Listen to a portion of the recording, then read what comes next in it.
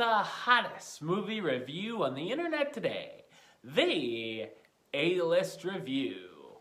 I am your host, the Game Changer, Wes Troop. And it's time for another random review, which means I review a movie randomly. Yes, that's right. And let's see what the magical number generator gave us this time.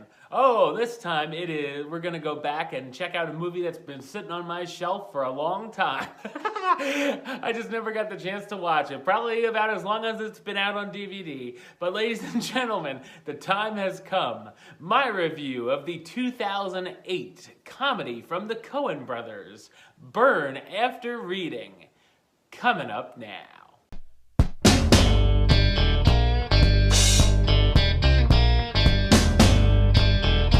After he's fired from the CIA, former analyst Osborne Cox decides to start working on a memoir about his life. When his wife finds out, she's furious and decides to file for divorce. When she gets copies of her husband's financial records, along with other documents, a CD of the information is left by accident at a local gym. Two dim-witted employees discover the disc and decide to blackmail Osborne for money if he wants the disc back. So what did I think of Burn After Reading? I thought it's an outlandish and decent dark comedy.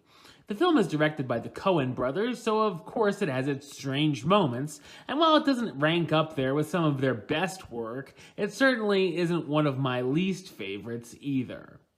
Working as a satire of the spy thriller genre, the dark humor jokes are really only chuckle-worthy, with only a couple laugh-out-loud moments, most notably Clooney's character reacting in a very funny paranoia scene. There are a good number of different storylines going on here, some of which are a lot more interesting than others, with a few things that felt very forced in order for the characters to intersect somewhere down the line. The characters in the movie are all idiotic, and they end up doing a lot of dumb things throughout, many of which result in some serious consequences. They all have rather miserable lives, and they're all pretty hard to root for, as they're quite unlikable. There's also a number of pacing problems that cause the first act to move pretty slowly. I also thought that all of the relationships showcased here really aren't that interesting. At least there are a bunch of unpredictable moments thrown in, which I enjoyed. The abrupt ending will greatly divide audiences, where viewers are basically told the conclusion instead of seeing it. There's even a joke about everything being pointless, and as the credits rolled, I pondered if the movie was just that.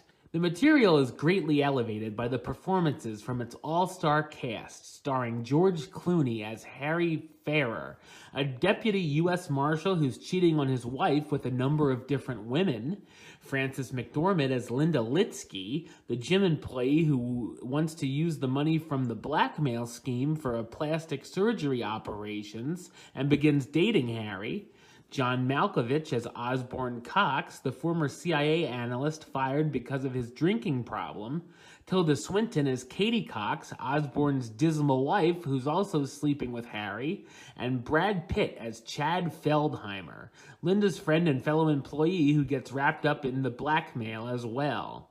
Like most of the Coens' catalog, some will think Burn After Reading is a masterpiece, while others will say it's a waste of time. For me, the cast allows the film to squeak by just enough to warrant a recommendation for the interested viewers. I'm gonna give it the rating of do it. It's a small do it, but a do it nonetheless. Alright, well that's the show. I'll be back with another review very soon. But until then, don't forget to subscribe right here on YouTube. youtube.com/westside515. Like the show on Facebook, facebook.com/WesTroopAlist. And of course, you can follow me on the Twitter and the Instagram @WesAlist. Until next time, Troop out.